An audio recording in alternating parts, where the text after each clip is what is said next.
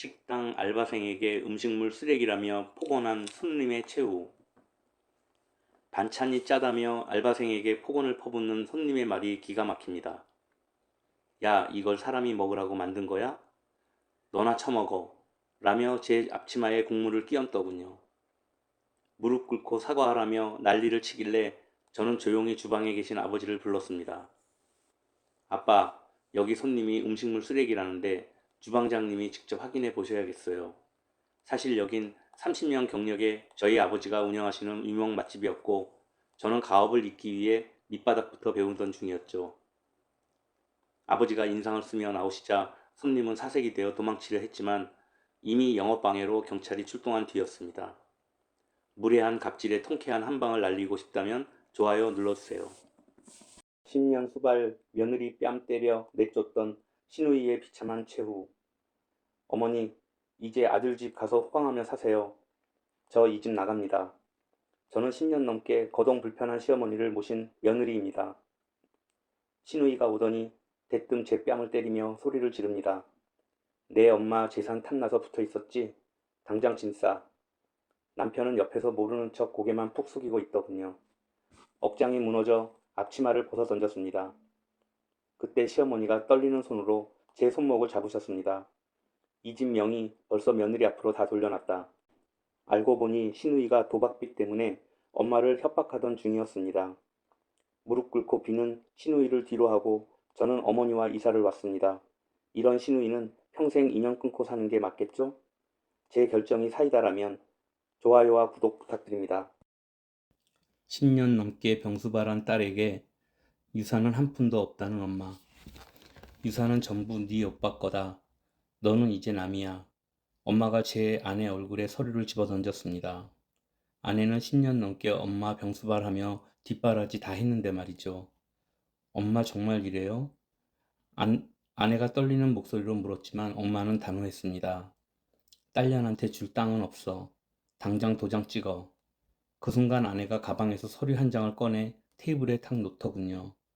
그럼 이 집에서 지금 당장 나가세요. 알고 보니 이 집 아내가 5년 전에 자기 돈으로 사둔 본인 명의였거든요. 믿었던 아들은 이미 빚더미에 앉아 집까지 날려먹은 상태였고요. 엄마 얼굴이 순식간에 흑빛이 됐습니다. 이런 사이다 대처 여러분도 통쾌하셨다면 좋아요와 구독으로 응원해주세요. 병든 엄마 수발했더니 집은 남동생에게. 딸이 발견한 비단 주머니의 정체. 엄마, 집은 남동생 주고 나한텐 병원비 내라는 거야? 저는 7년 동안 병든 엄마를 홀로 수발해온 딸입니다. 어느 날 남동생이 집 명의를 자기 이름으로 바꿨다며 찾아왔습니다. 누나, 이제 이 집 내 거니까 병원비는 누나가 다 책임져. 머릿속이 하얘져서 벽을 짚고 그 자리에 주저앉았습니다. 엄마는 죄인처럼 제 시선을 피하며 창밖만 멍하니 봤습니다. 며칠 뒤 엄마가 제 손에 낡고 때 묻은 비단 주머니를 쥐어줬습니다. 그 안에는 남동생 몰래 모아둔 거액의 땀 문서가 들어있었습니다. 그놈 준 집은 빚만 가득한 껍데기다. 이건 고생한 네 몫이야. 엄마 손을 잡고 흐느끼며 한참을 정신없이 울었습니다. 염치 없는 아들보다 고생한 딸을 챙긴 엄마가 옳다면 좋아요 눌러주세요. 내 아파트 담보 잡으라는 친오빠의 충격적 요구. 오빠 미쳤어? 내가 그 큰 돈을 어디서 구해? 저는 남편과 사별하고 홀로 아들을 키우는 주부입니다. 갑자기 나타난 친오빠가 아파트 담보로 대출을 받으라고 난리를 칩니다. 너 대학 등록금 내가 내줬잖아. 이제 갚아. 염치 없는 요구에 머릿속이 하얘지고 손이 떨렸습니다. 오빠의 뺨을 세차게 때리며 당장 나가라고 소리쳤습니다. 바닥에 떨어진 오빠의 가방에서 사채업자의 서류를 발견했습니다. 사실 아버지 도박빚이야. 너희 집 넘어갈까봐 내가 막고 있었어. 오빠의 터진 입술을 보며 저는 그 자리에 주저앉았습니다. 집을 지키려 짐을 짊어진 오빠를 이제 제가 도우려 합니다. 이런 오빠를 둔 제가 복받은 동생이라 생각하시면 좋아요 눌러주세요. 며느라, 집 명의 당장 네 시동생 앞으로 돌려놔라. 저는 결혼 10년차 시댁 등살에 견디기 힘든 평범한 주부입니다. 시어머니는 매일같이 전화해 억지 섞인 요구를 하셨습니다. 저는 조목조목 이유를 대며 거절했습니다. 그러자 어머니는 저를 나쁜 며느리로 몰아세우며 소리를 지르셨죠. 남편마저 어머니 편을 들며 저를 죄인 취급했습니다. 알고 보니 남편은 시동생 도박 빚을 갚느라 제 명의의 적금까지 몰래 깬 상태였습니다. 시어머니가 제 집 명의를 요구한 이유도 시동생의 추가 대출을 위한 담보 설정 때문이었죠. 그 사실을 안 순간 저는 서류를 챙겨 그 지옥 같은 집을 바로 나왔습니다. 변호사를 만나 당장 이혼 소송을 준비하기 시작했습니다. 이런 남편과 당장 갈라서야 한다고 생각하시면 좋아요 한번 눌러주세요. 백화점 진상 손님 참교육 실화. 저는 그날 아무 말도 안 했습니다. 대신 조용히 제 핸드폰을 들어 올렸죠. 백화점에서 옷에 커피 쏟고 환불 요구하는 손님 기억나시죠? 제가 안 된다고 하니 제 따귀를 때리며 폭언을 쏟아내더군요. 주변 사람들은 다 쳐다보고 저는 손이 떨렸지만 조용히 녹음기를 켰습니다. 손님, 방금 폭행과 업무방해 확실히 증거 남았습니다. 순식간에 사색이 되어 도망가는 모습 정말 통쾌하더라고요. 역시 사이다는 참교육이 정답이죠. 이 영상 캡처해서 지인한테 보내고 싶으신 분 좋아요 부탁드려요. 연봉 동결과 성과금 횡령 입삼는 갑질 사장 노동청 고발로 참교육했습니다. 5년 동안 참으면 된다고 믿었는데 참을수록 더 얕잡아 보더라고요. 5년째 연봉 동결에 주말 심부름까지 시키던 사장님, 이번엔 제 성과금까지 가로채려 하더군요. 네가 한 게 뭐가 있다고 꼬우면 나가. 사장님의 그 폭언 그날로 다 녹음해 뒀습니다. 저는 사표 대신 노동청 고발장과 사장님의 세금 탈루 제보서를 서류 봉투에 담아 건넸습니다. 덜덜 떠는 모습 정말 고소하더군요. 이 사이다 주변에 꼭 공유하고 싶지 않으세요? 좋아요와 공유로 함께 해주세요. 형, 아버지 돌아가셨으니 유산부터 깔끔하게 나누자. 저는 3년 동안 병든 아버지를 홀로 모신 장남입니다. 장례식장 바닥에 주저앉아 통곡하는 제게 동생이 다가왔습니다. 녀석은 눈물 한 방울 없이 유산 분할 서류를 들이밀었습니다. 무슨 소리야? 장례도 안 끝났는데 벌써 이러니?